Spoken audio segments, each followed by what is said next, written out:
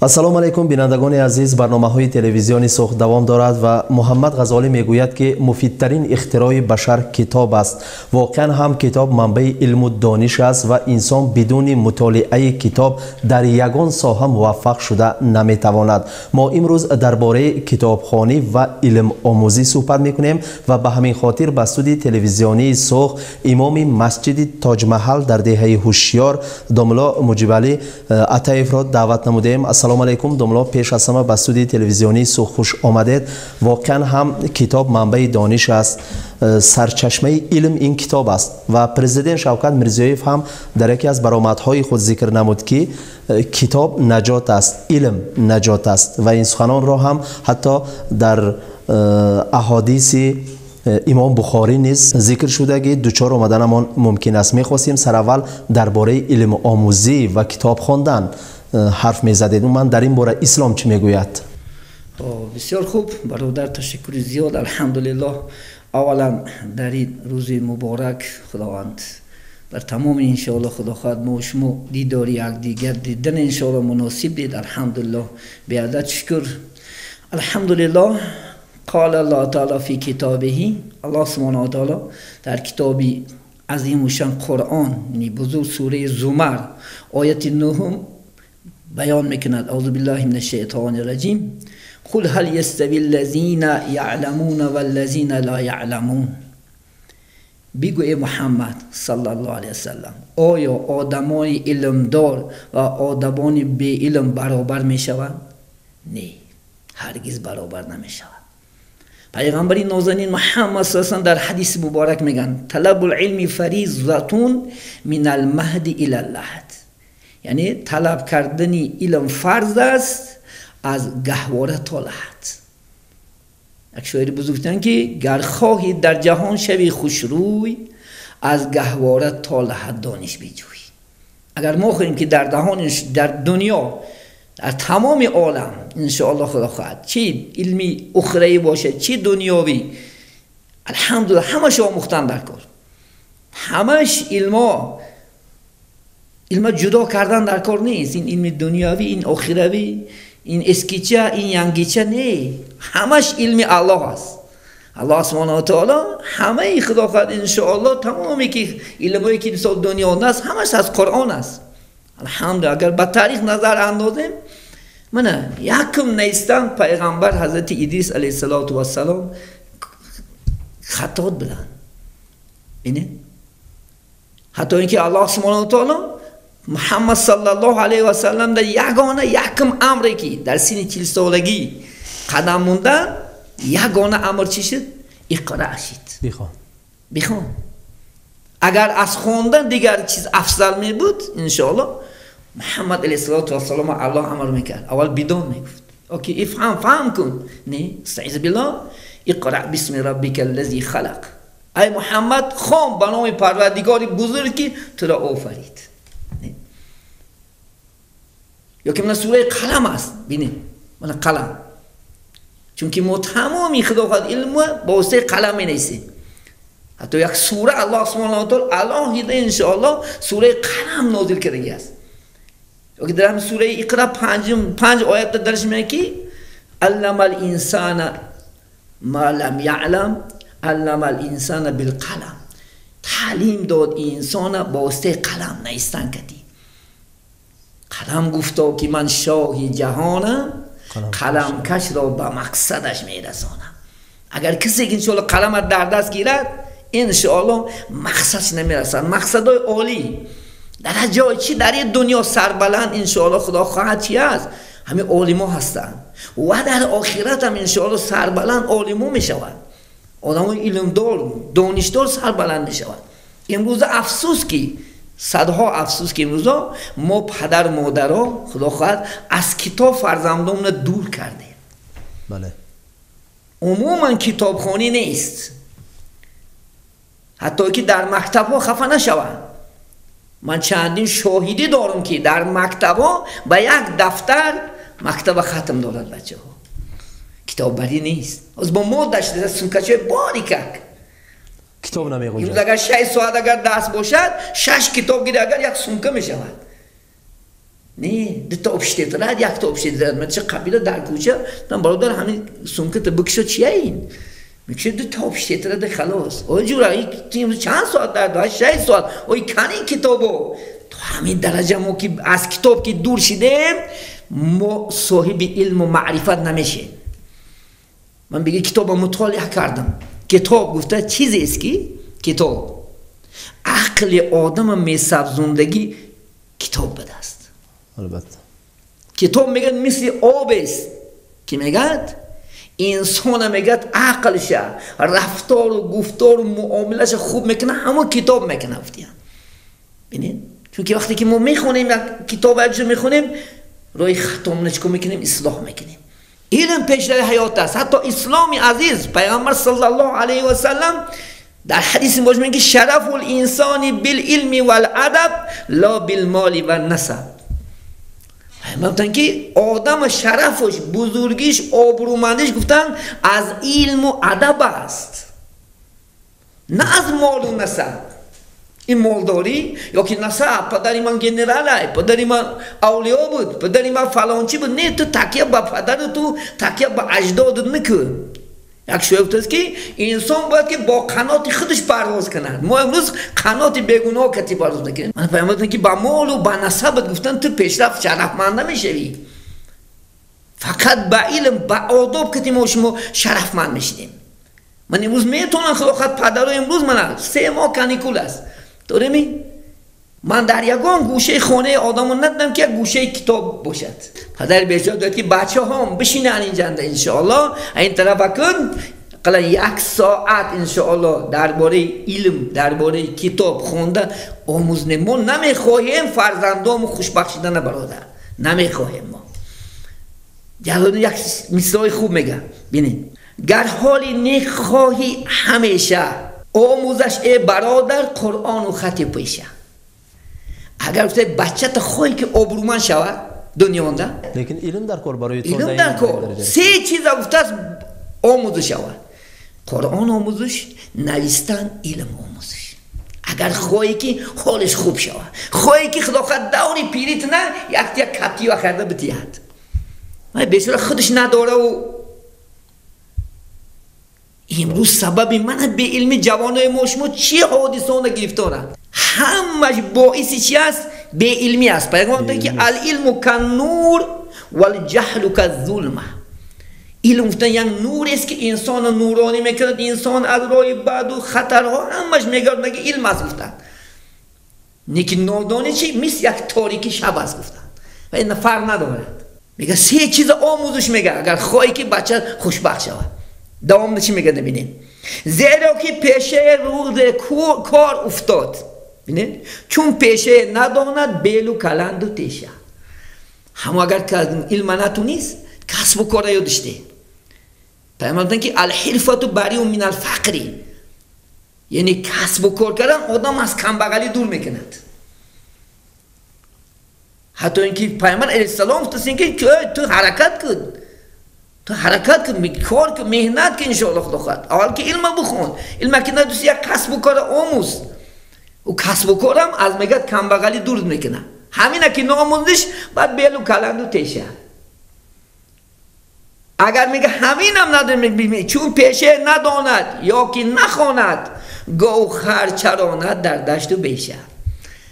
بیچاره اگه در دستکش یک خر لباسک های دریدگی نه یک شهری زیبا میبینه نه یک آرامونه دم میگیره نه در آیلش آرامی است.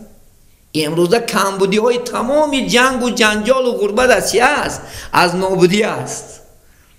نابودی از به علمی است. به علمی است از به دانش به هنری به کسب و کاری. امروز بچه‌ها مثلا ما شما در 50 60 اومده پدر امروز پوسته سودش خورونده سودش پوشونده سودش. یک حکایه میارم پدران دا واجب است اسلام دا علم آموختن فرزندها. دورای حضرت عمر بود. حضرت عمر دا یک پیرمرد بچه گرفته پیش رسول حضرت عمر اومد گفت یا عمر گفت انمی بچه‌ام گفت من از زد منم چهرم کفیدگی همه جا خنالود من گفت حالی من بین گفت من امروز بچه‌م من امروز چه حادثه آورد من بین بعد گفت که میگه آخه بچه ما این پدرت میشد، پدر راضی خدا راضی، مادر راضی خدا راضی. گفت میگه بیان کرد که این پدرت میشد، اگر این ناراضی شد الله سبحانه و تعالی فقط را دوزخی میکند و ها کذا. گوش کنه میگه بچه ایستاد. خب گفت خوب. گفت بای عمر گفت خوب چقدر حقا بده، ولی ما بسیار شکایت میکنن که بچه من حرمت نمیکنن، به علم بدم بعد وی حرمت نمیکنن، چون که نه قدری اویله میدوند، نه قدری زنه میدوند، نه قدری پدر میدوند، نه قدری وطن میدوند. هیچ کس از پدر مادرش عالم رویدگی نیست، هیچ کس عالم رویدگی نیست. همه مخلوقات نشانم پدر و مادر تربیه میکردن. عربا میگن که کیف یکون المربی تکون المربا. همه تربیه کننده چه خیل باشه تربیه را گیرنده همون خیل میشود. ما ای خود بخفشه، چون که تا سین 7 سالگی بچه در پیش ما تربیه مییابد. که 7 میدرد و بچه که میکنه ما بعد مکتب میراد و در مکتب تا 7 سالگی نمیکنیم ما چیزا را. ما حتی که نمیخوایم. یک شاعر در شعر خوب گفتن به هنگام برناگی و کودکی بدانش توان یافت زیرکی. همین در کودکیش وکره گیر و او کلون شا پویسته نبه 10 و 12 بعد من نه علم یونتیم. نه، همه بزرگا اسلام بینید، همه دانشی سینا و چی گم که شیخ سعدی و چی جامی همش در سین 5-6 سالگیش خدا خواهد انشاءالله حافظ قرآن عالم شدگی. حضرت امام اعظم پیشوای مذهب ما و شما از همین کودکیش عالم شدگی است. در 3 روز قرآن ختم کردگی است. کی یادش داد؟ همون پدری بیچاره. شب و روز خدا خواهد از عقیب بشید. شب و روز انشاءالله خدا شرایط چکرد داد. عالم گفتن که اگر خواهی که بچت خوب شود، بچت دانشجو شود، با مکتب با استاد علاقت سخت کن. من امروز گفتم که مکتب تمام شد، ولی پدرها صنف بچه نمیدونه، ولی مادر نمی، حالی که حقوق داده حکومت که رفته اشتراک کنه، میتونم محلیم در بحاتیه. ما نمیخوایم، چون که حالی نیک نمیخوایم بچه ها. هم یک کار کنه مکتب تمام کنه شد، دختر شو دادن نکن، بچه رسیک سرکر نکن، خلاص. همین شعار کتی مفکوره کتی بد اخلاقی ما دنیا ده اکم جاش رسیم هستی. حالی که بدانش در کار با علم خدا خواهد انشاءالله، با دانش، با هنر، با کسب و کار جهان ده ما مشهور شدم در کار.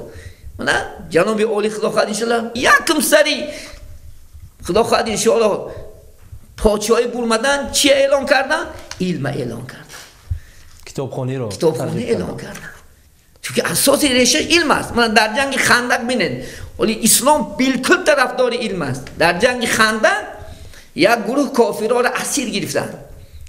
وقتی که پرسجو کردن رسول الله صلی الله علیه و دیدن که در درونشو دانشدارا بودن، گفتن ما شما را به قتل اسلام قاتل نیست، این همش دروغ است.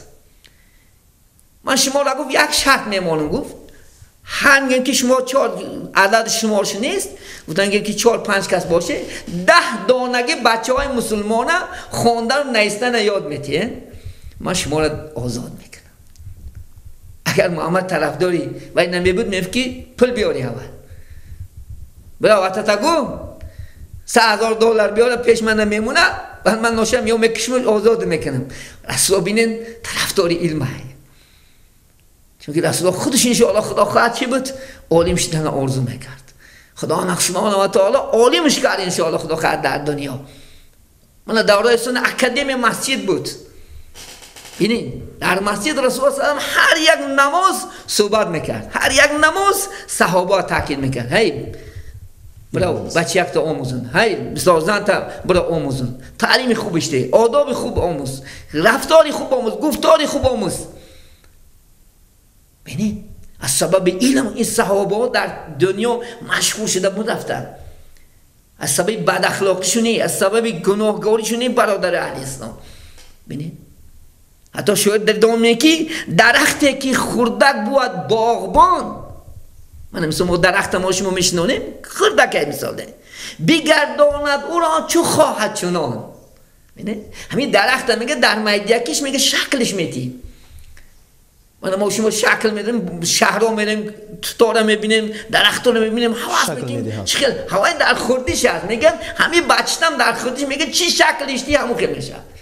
امام غزالی رحمت الله دیدن که کودک مثل یک درخت، یک برگی سبز، کاغذی سبز سفید است، چی نقشش دی همون قبول میکنن. بینه یعنی شما میگه چیکار کنین و از کودکیش انشاءالله خدا خواهد تربیتش کنین. شیخ سعدی میگه هر کی میگه در کودکی ادب برخواست، در جوانی ادب نخواهد کرد، آورا نشود، نمیکند. نه امروز دیده سادیم تربیتش نصیحتش کنه خود من میکشم، دایره میرم تا که میخوام، ولی اینکه فرزند باید که این چیز در عقیدش نباشد. باید فرزند پدر همیشه خدا خواهد گپ زند، میگه سرکش خم شود. وقتی که پدر میگن مادر گپ میزن لبیک گوید. امروز طرف پدرش داد دارد، طرف عروسش عروس جان، فرزندی ناز باقی پدر، فرزندی بعد داغی پدر میگن. امروز یا باغش کردی یا داغش کردی، کی من عیبدار؟ دیگه خودی ما عیبدار بودم، بعد باید ما انشاءالله خدا خواهد این چیزا مستحکم شه مکن، علم آموزونه مکن، محبت با کتاب فرزندان زیاد کنیم انشاءالله خدا خواهد. بسیار بسیار کتاب خوانشو کنیم، چون که خود من خوانم کتاب، بچم کتاب میخوانم. من نخوان هارا نشیم. محیط عائله تاثیر میکنه. که یکون المربی تکون المربا. هم تربیت گیرندگی باشد، تربیت گیرنده همون خیلی میشه داخل. من حرکت کرده خونم، بچه‌م هم کتاب میخواد. هیچ نباشد در یک سوت که یک ساعت درس علمی تشکیل کنند میشود. البته ما دعا میکنم بچه‌م قولی شود، بچه‌م عالم شود. هیچ با گفتن نمیشه آخی، با حرکت میشود. عمل و عمل کردن میشه و میشنونی در سرش خدا خواهد میستی، کنترلش میکنی. حتی افتاد بچه یک عالم میشه از تمام کار آزادش کن، از تمام کار آزادش کن، فقط همین خوندن بچم خون حتی افتاد که با پول پاره کنش. که بچه هم همین خدا خواهد متیمت که اگر همین 2 کره تا 10 کره یاد کنی انشاءالله خدا خواهد 200,000 پولت میدی. راست. یا خیمی اگر خدا خواهد جدولش اگر از یاد کنی بچم 1 تا ولا سفید میخرم. وای میگه با واسه همون خوشی ولا سفید و خوشی دنیا کدی عالم شدنش ایادش نمیپره. ما نمیکنیم همه چیزا.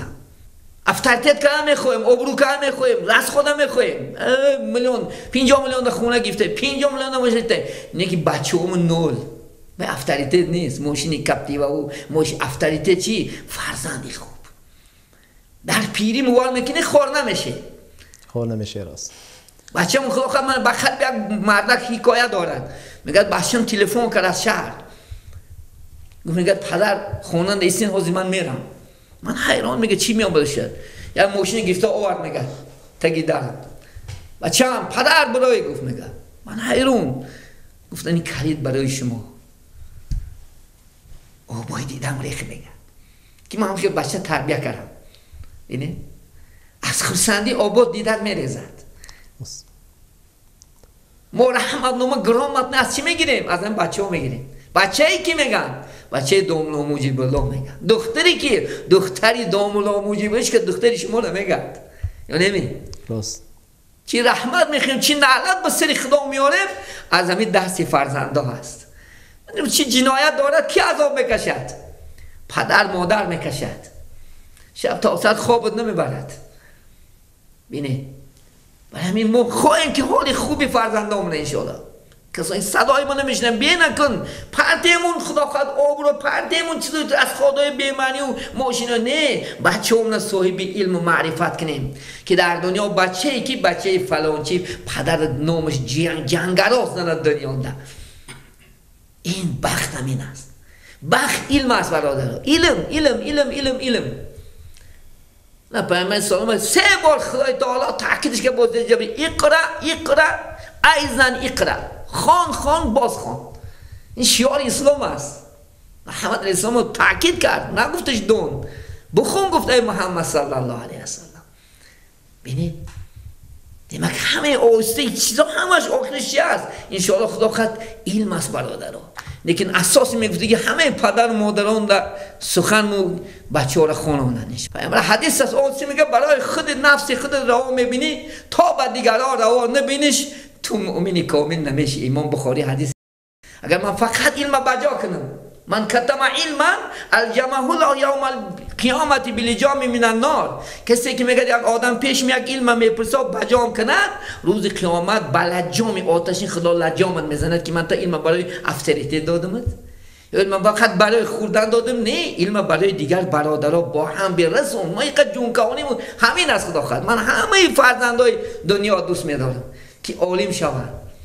امید میکنیم که اثر کم شیرین میگن انشاءالله از این فکرهای ما، بلکه نباشد 10-20 بچه هم خدا خواهد پیشرفت کند، این بخناکترین ما خود حساب میکنیم انشاءالله. البته درست تاکید کردید دوملو، علم ثروت است که ابتدا دارد و انتها ندارد.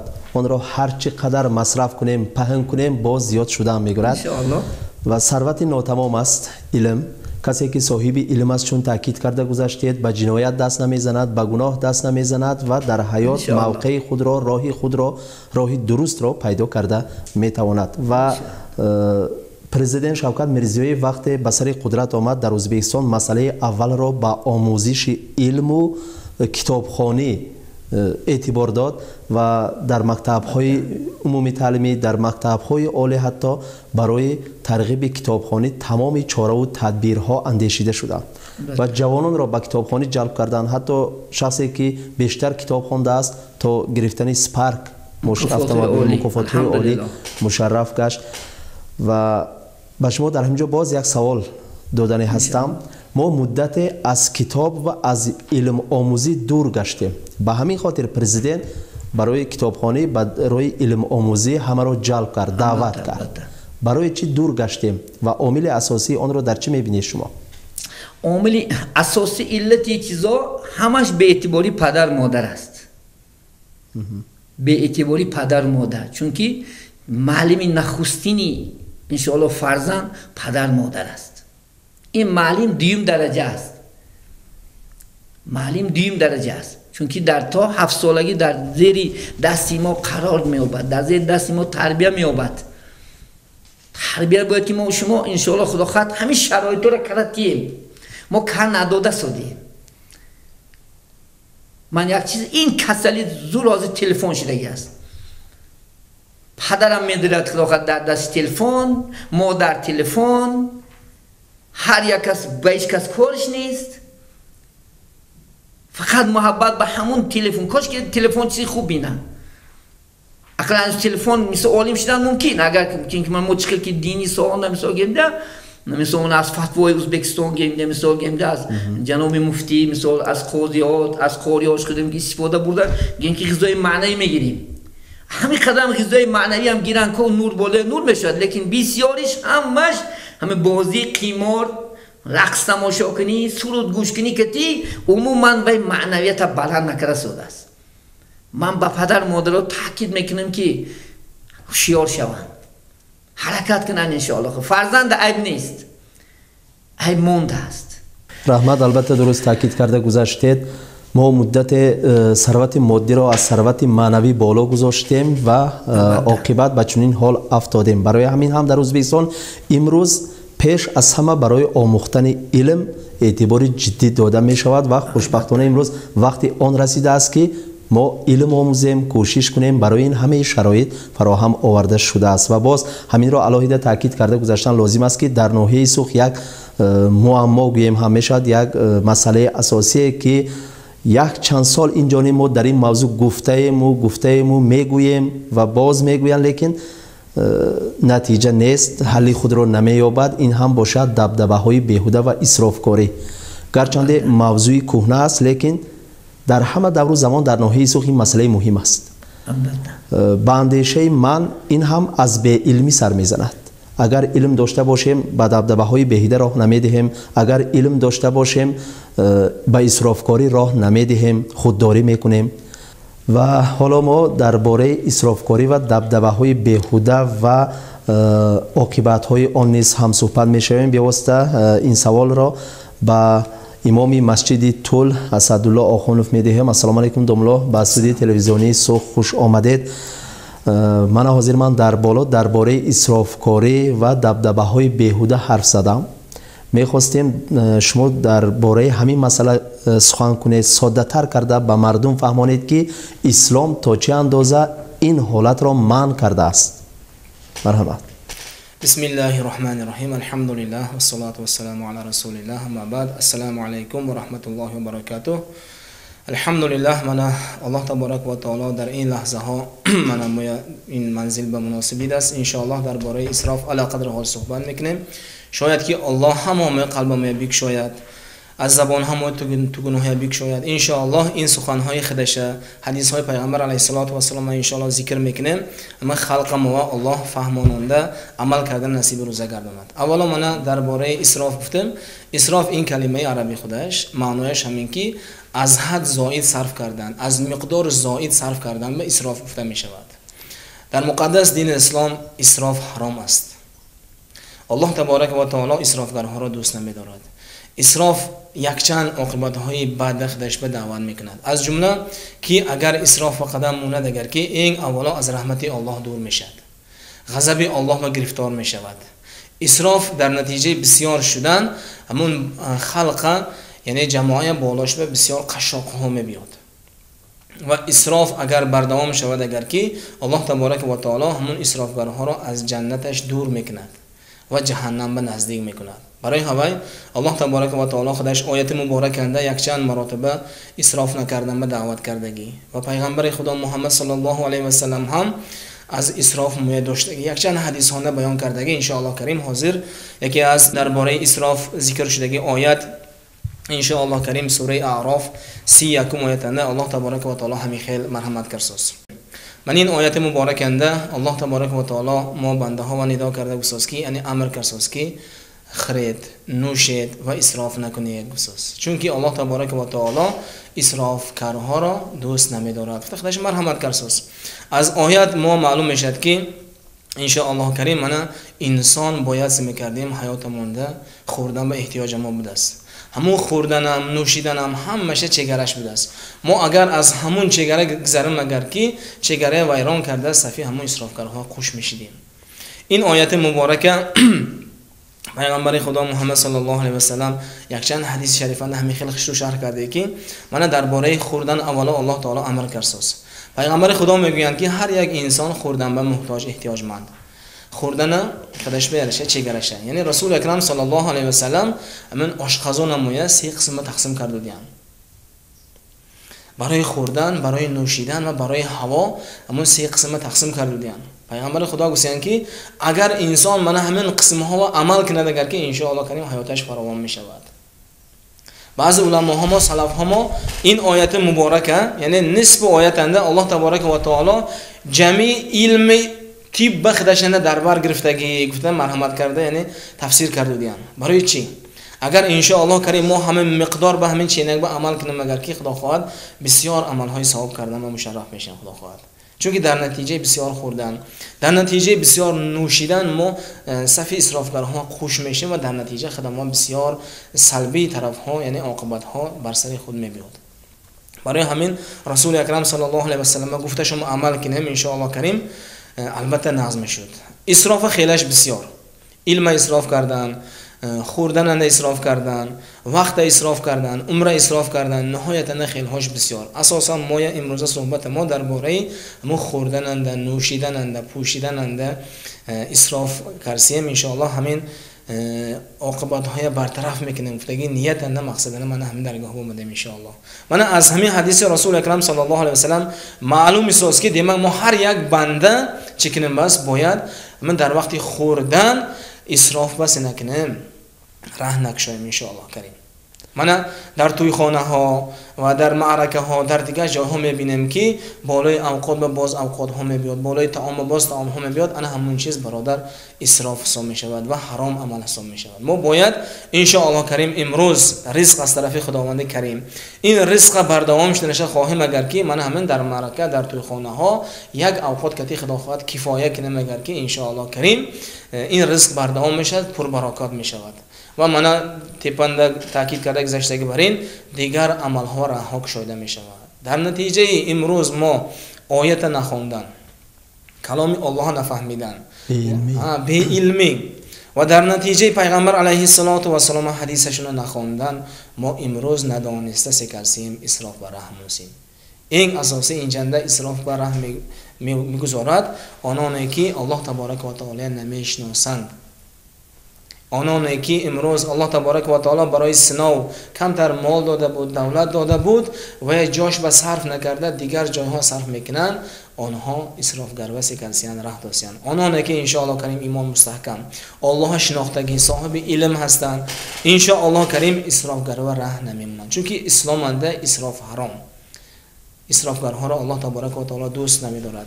و دیگر حدیث های شریفانه رسول اکرم صلی الله علیه و سلم میگویند که حتی اینکه انسانی که نفس میخواهد اشتهاش میکشد چیزهای، هر یک همون اشتهاش کشیدگی چیز استعمال کردن هم این عمل اسراف گذشتگی.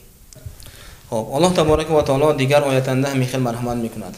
آنانی که طغیان برفتند، یعنی که از حد از چگره گذشتند، یعنی الله تبارک و تعالی قید کردن موندگی چگره ویران کردن، یعنی همین صرفند ان شاء الله کریم از همون صرف از چگره گذشتن، یعنی آنها فردا روز قیامت انده جهنم گرفتار میشوند. برای همین ما میگفتن هستیم که امروزه وقتانه الحمدلله من از طرف حکومت، از طرف من این دامنه‌های محترم و من قرآن عظیم و شأن ان شاء الله کریم، حدیث های شریفه ان شاء الله رسانسیان، لیکن عملنده این چیز کم. انسان ها ما خلق ما دانسته خود کرسیان، این عاقبتش نغز نی، عاقبتش البته این افسوس و ندامت می شود، چون که آنها روی زمین انده الله تبارک و تعالی سشه چگرشه ویران کردن. برای همه هر یکمون انسانی که امروز الله تبارک و تعالی برای سنو کردن مال داد، دولت داد، التماس میکردیم که ان شاء الله کریم همون مال و دولت اسراف نکرده جاش بمونن. ان شاء الله همون الله تعالی دادگی رزق، الله تعالی دادگی مال و دولت جاش به صرف کنیم، این ان شاء الله این حیات ما باز فراوان میشود، خلق ما باز ان شاء الله به مهر و مروت میشد، بچه ما دانا میشد. در نتیجه بیهوده صرفی ما امروز بی علم شده موندیم. رحمت دوملو درست تاکید کرده گذاشتید. من بینندگان عزیز چون دیدید و شنیدید حتی اسلام هم اسرافکاری را منع کرده است، دبدبه های بیهوده را منع کرده است، اما در ناحیه سوخ اساسا در گذراندن توی مراسم ها ما با دبدبه های بیهوده با اسرافکاری ها راه میدهیم که این بیواسطه به خاطر شهرت پرستی، خودستایی، خود نشاندهی و امید داریم که از صحبت ما تماشابینان خلاصه های ضروری میبرارند و عموما در راه درست حیات قدم میگذارند و از اسرافکاری و دبدبه های بیهوده دست میکشند. و بار دیگر خاطررسان میکنیم که اساس همه پیشروی ها، ترقیات و راه درست را در حیات پیدا کرده توانستن این علم می باشد، آموختن علم. اگر ما نآموزیم، کتاب نخوانیم، علمدار نشویم، به همین گونه اسرافکاری و دبدبه های بیهوده کفایه میکنیم و حیات خودمون را خودمون خراب میسازیم. بار دیگر به استودیوی تلویزیونی سوخ خوش آمدید. بینندگان عزیز، برنامه های تلویزیونی سوخ دوام دارد، از ما دور نروید.